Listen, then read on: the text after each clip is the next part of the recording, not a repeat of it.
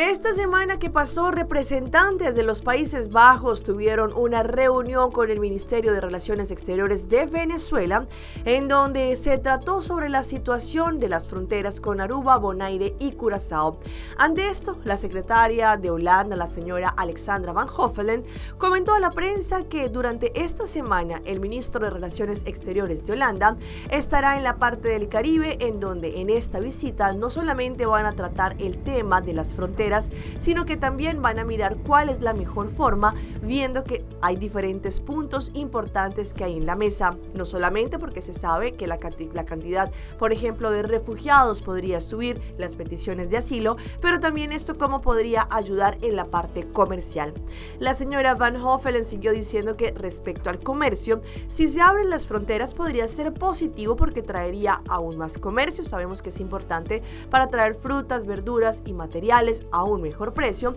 pero sin embargo, como se menciona, podrían aumentar la problemática de la cantidad de solicitudes de refugio que podrían venir. Por ese motivo, durante esta semana se espera que se puedan sentar a la mesa para tocar este tema importante, como lo es la reapertura de las fronteras entre las islas ABC, Aruba, Bonaire y Curazao con Venezuela.